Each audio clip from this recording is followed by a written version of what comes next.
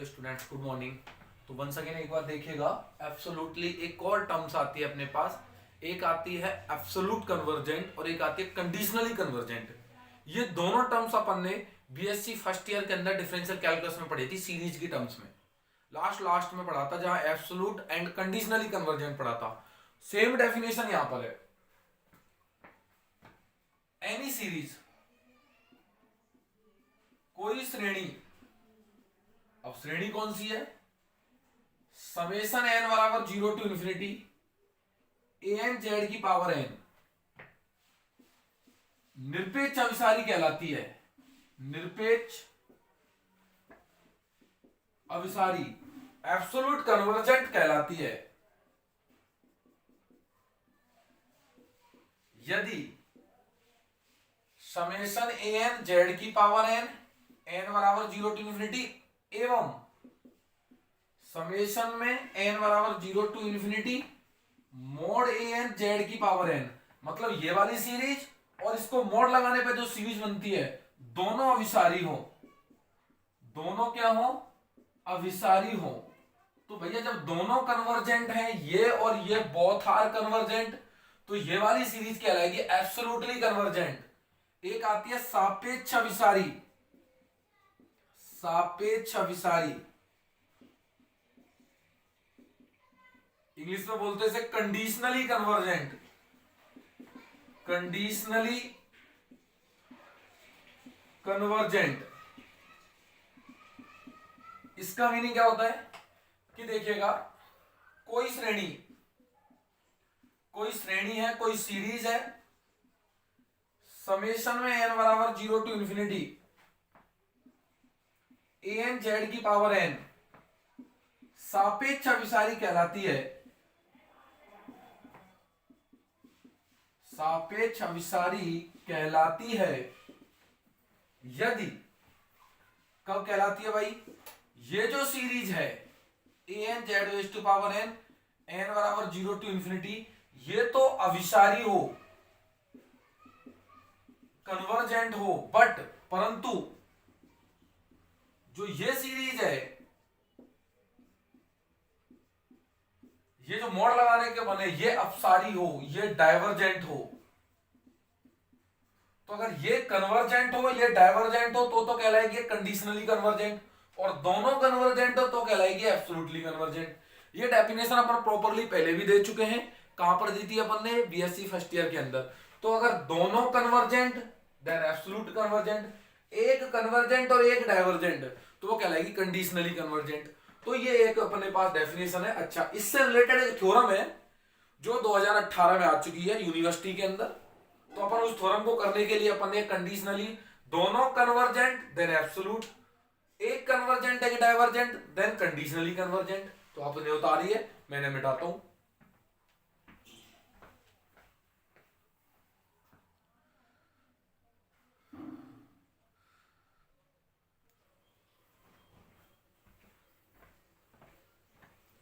Yes please बेटा। तो next देखिएगा, इसमें अबेल थ्योरम। अबेल थ्योरम ये आपकी 2018 में आ चुकी है भाई, और इंपोर्टेंट भी लगती है अब तो भाई, क्योंकि आ चुकी है तो इंपोर्टेंट है ये। अदरवाइज पहले तो जनरली नहीं आती थी, और छोटी भी है, इतनी बड़ी थ्योरम नहीं है। ये बोल रहा है कि अगर ये वाली सीरीज कन्वर्जेंट है, किस पर? जेड बराबर Z0 पर, तो ये वाली सीरीज एब्सोल्युटली कन्वर्जेंट होगी।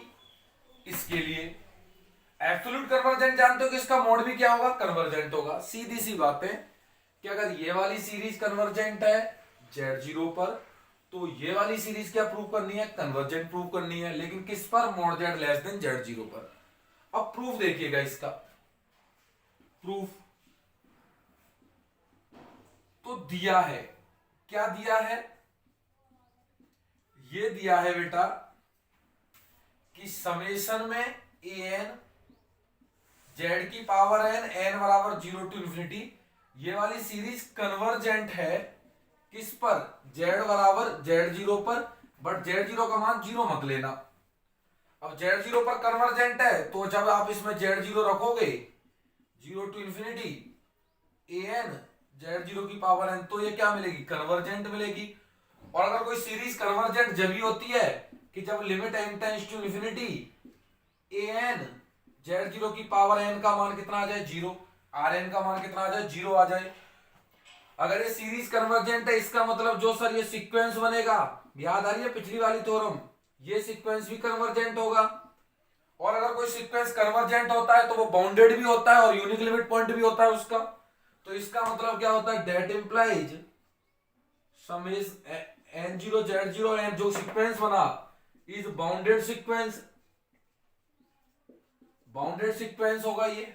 और जब ये बाउंडेड होगा तो निश्चित रूप से गुरुजी एक m real number and m greater than 0 ऐसा होगा कि मोड an z0 की पावर n लेस देन और इक्वल टू कैपिटल M होगा। अगले स्टेप में आप इसमें मोड an की value less than equal capital M upon z0 की पावर n लिख सकते हो। क्या क्या अलग करके इसे नीचे ले आए और इसको आप अपनी तरफ से नंबर दे दीजिएगा, दैट्स गिविंग नंबर द 1। तो बहुत सिंपल है सर, कन्वर्जेंट थी z0 पर तो z0 रख दिया, कन्वर्जेंट है तो limit n tends to infinity पर 0 होगा, और अगर n टेंड्स टू इंफिनिटी पर 0 होगा तो ये सीरीज कन्वर्जेंट है। सीक्वेंस बनाया वो कन्वर्जेंट, सीक्वेंस कन्वर्जेंट होता तो बाउंडेड होता है, बाउंडेड होता तो इस तरीके से एग्जिस्टेंस हो जाता है इसका। अब बढ़ते हैं आगे, बिठाता हूं मैं ऊपर।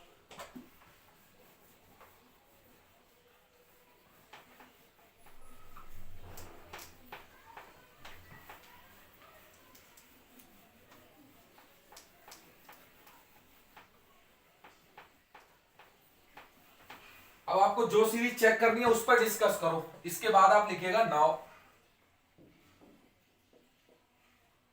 समेशन में n बराबर 0 टू इंफिनिटी an z की पावर n, इसे कन्वर्जेंट प्रूव करना है। तो इक्वल टू मैं इसे ये लिख सकता हूं क्या, समेशन में n बराबर 0 टू इंफिनिटी an का मोड इंटू z की पावर n का मोड। अगले स्टेप n को आप बाहर भी ले सकते हो, इसमें कोई रोक टोक नहीं है आपको यहाँ पर। अगले स्टेप में दिस लेस देन इक्वल, क्योंकि m की an की जगह मैं ये यूज कर रहा हूं, समेशन में n बराबर 0 टू इंफिनिटी कैपिटल M और ये z0 की power n into mode z की पावर n। अगले स्टेप में जस्ट 1 सेकेंड, 1 मिनट बेटा, बस हमें 1 मिनट रुकिएगा बस आप लोग।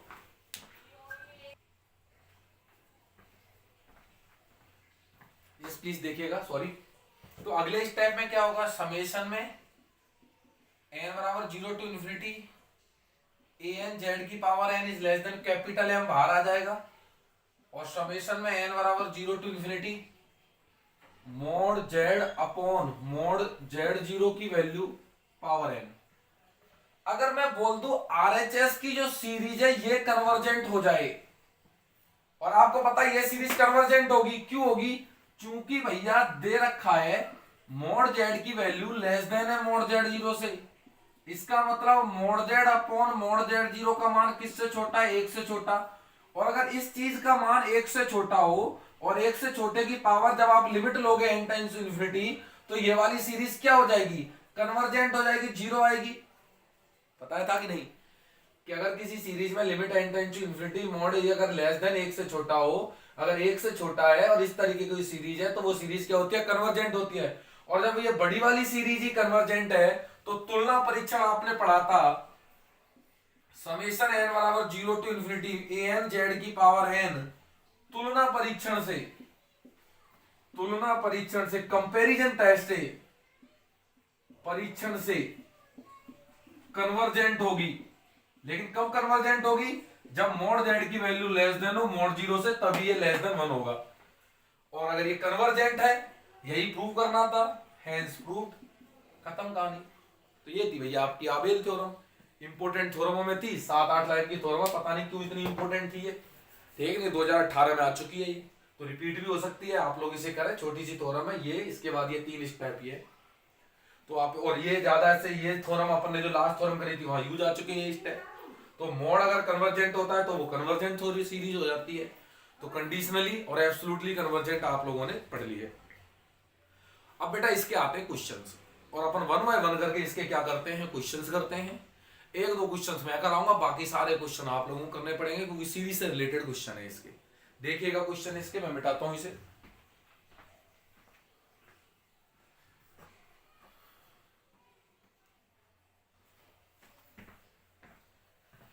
Yes please.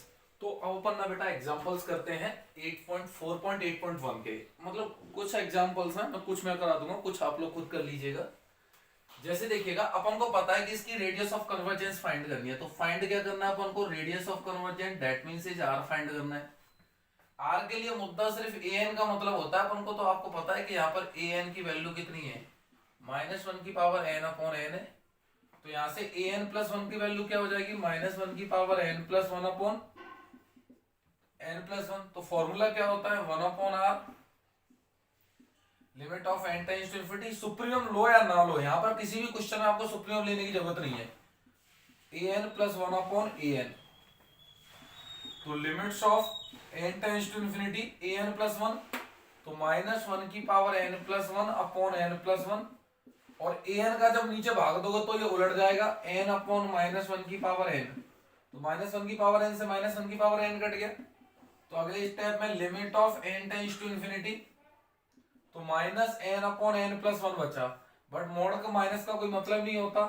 Limit of n tends to infinity, this is n upon n plus 1, और आपको पता है equal upon equal case answer coefficient upon coefficient होता है, तो 1 upon 1 answer, then final answer is 1। इसका मतलब क्या होगा कि 1 अपॉन r का मान 1, इसका मतलब रेडियस ऑफ कन्वर्जेंस के आगे 1 आ गई। तो ऐसे क्वेश्चन एक सुर में होंगे, आप लोगों से एक मैंने करा दिया, और भी क्वेश्चंस मैं करा देता हूं। देखो पहला क्वेश्चन हो गया, सेकंड क्वेश्चन और करते हैं इसका, क्योंकि अब इन क्वेश्चंस में एग्जांपल से आ जाते हैं कभी कभी, और ये सारे एग्जांपल सिर्फ लिमिट निकालनी है अपन को, ओनली क्या निकालनी है, लिमिट। और लिमिट अपन ने 12th में पढ़ी है, और उसके बाद अपन ने, मैंने भी रियल में कराई है, कुछ तो क्वेश्चन कराए हैं रियल में, तो आप लोग इन्हें कैलकुलेट कर सकते हैं। नेक्स्ट क्वेश्चन देखिएगा इसका,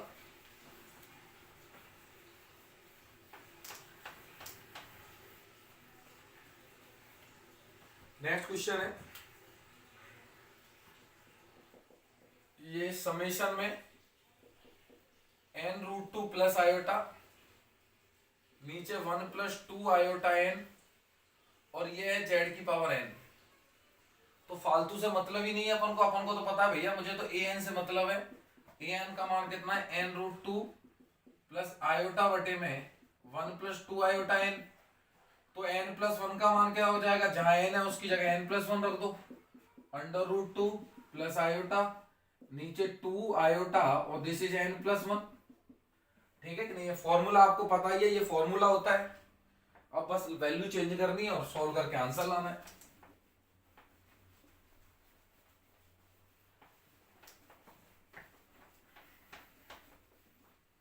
अब देखो इसे, limit of n tends to infinity, an plus 1 मतलब इसे लिख दो, n प्लस 1 √2 प्लस आयोटा, नीचे 1 प्लस में 2 आयोटा n प्लस 1, और इंटू ये उलट जाएगा, an का भाग देंगे तो 1 प्लस 2 आयोटा n, और नीचे क्या आ जाएगा, n√2 प्लस आयोटा। मोड का मतलब होता है अलग अलग हो जाता है मोड, तो अलग अलग कर दीजिए। Limit n tends to infinity, ठीक है कि नहीं है। बाकी अपन आप लोग चाहो तो अलग अलग भी आंसर निकाल सकते हो, यहाँ के अंदर भी आंसर निकाल सकते हो, सिंपल आपको जैसा सिंपल लगे, जैसा आपका दिल करे वैसे आप इसमें आंसर निकाल सकते हो। बाकी अगर मैं आंसर आपको और ट्रिक से और शॉर्ट ट्रिक बताऊं इसकी लिमिट निकालने की, तो आपको पता है कि लिमिट अंदर पहुंच जाती है, तो आंसर आता है मोड इक्वल अपॉन इक्वल का केस है, इसमें n का कोफिशिएंट √2, नीचे n का कोफिशिएंट 2 आयोटा, आंसर आ रहा है सीधा लिमिट लग करके, इसमें n का कोफिशिएंट 2 आयोटा, और इसमें n का कोफिशिएंट √2, और इसका क्या है, मोड है। तो 2 आयोटा से 2 आयोटा, √2 से √2, देन आंसर कितना आ गया, 1। देन कैपिटल R का मान कितना हो गया, 1। अब ये पता है ट्रिक कैसे आई, इक्वल ऊपर की डिग्री n है और नीचे की डिग्री भी n है, तो इक्वल अपॉन इक्वल का केस है, तो आंसर कोफिशिएंट बटे कोफिशिएंट, इसमें n का कोफिशिएंट √2, इसमें n का कोफिशिएंट 2 आयोटा, इसमें भी इक्वल अपॉन इक्वल का केस है, n का कोफिशिएंट 2 आयोटा और n का कोफिशिएंट √2, और ये कट गए, आंसर कितना आ गया, 1। तो बोलो कर लोगे इन क्वेश्चंस को, छोटे छोटे क्वेश्चंस थे, आप सारे क्वेश्चंस कीजिए। किसी क्वेश्चन में कोई प्रॉब्लम आए तो आप मुझे सेंड कर दीजिए, मैं उसे करा दूंगा। और भी कुछ प्रॉब्लम आए तो आप पूछिएगा, ठीक है। तो इस तरीके से आपका जो कराने लायक पार्ट था, अनसोल्ड वगैरह आप कोशिश करना, नहीं आए तो पूछ लेना, ठीक है ना, व्हाट्सएप मैसेज कर देना, मैं वहां सॉल्यूशन भेज दूंगा इनका।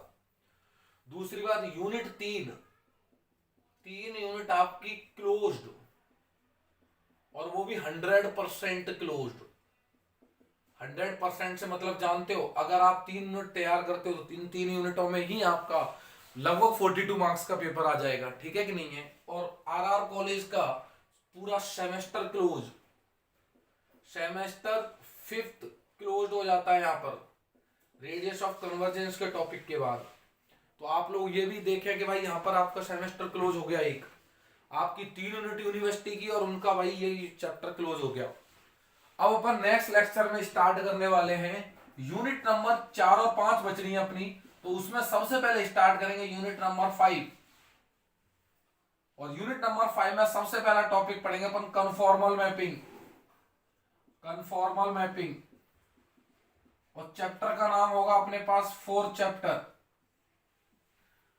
ठीक है कि नहीं है।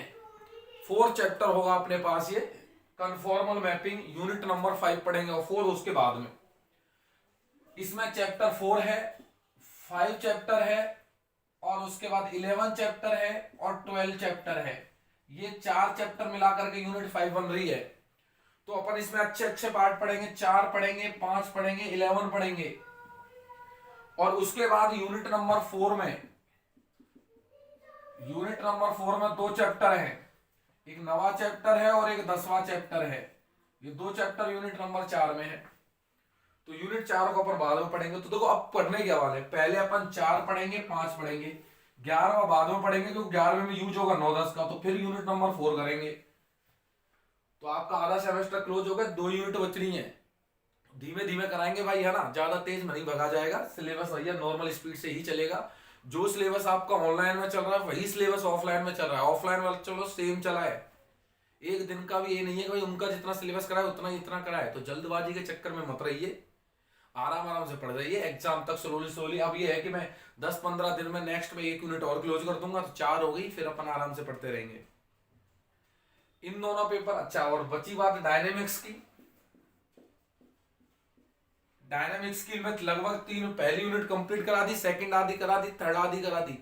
उनके टच में हूं मैं, थर्ड के और उसके टच में, समझ रहे हो कि नहीं। अब मेरे को आराम से मैं करा दूंगा। बाकी बची आपकी चौथी और 5वीं यूनिट डायनेमिक्स की, वो है बेटा सी प्रोग्रामिंग की। और इसके लिए मैं क्या करूंगा, एक दूसरे सर की व्यवस्था कर रहा हूँ सी प्रोग्रामिंग पढ़ाने के लिए, तो वो इस चैप्टर्स को क्लियर कराएंगे इनको। तो 2 यूनिट आराम से हो जाएंगी। वो 2 यूनिट में ज्यादा टाइम नहीं लगता सी प्रोग्रामिंग की, वो सर आराम से आपको करा देंगे, 10 से 15 लेक्चर में हो जाएंगी उनकी वो, ठीक है। तो आप वहां से भी प्रिपेयर करें, मैं कोशिश करूंगा देखो जल्दी ही इस मतलब 15-16 तारीख तक आपकी दोनों यूनिट भी सी प्रोग्रामिंग में कंप्लीट करा दूं। तो ये आपका ये क्लोज हो जाएगा। फिर आपके 2 पेपर डायनेमिक्स और कॉम्प्लेक्स क्लोज हो जाएंगे, बचेगा अलजेब्रा, जिससे अपन आराम से लास्ट तक कराते रहेंगे। भगा नहीं जाता है मेरे से, मैं आपसे पहले बता रहा हूँ। इसमें तब भी मैंने बहुत सिलेबस खींचा है, आपको ऑफलाइन वाले बच्चों के साथ ही लेके चला हूं। तो अब आपकी मेहनत है, और A to Z कराया है, इतना सिलेबस आप समझिए कि यहाँ पर ज्यादा ही कराया है ऑफलाइन से ऑनलाइन में, समझ रहे हो कि नहीं है। तो आप थोड़ा ध्यान से दिए, 3 यूनिट तो करा दी, 3 को तो तैयार करो, फिर देखते हैं।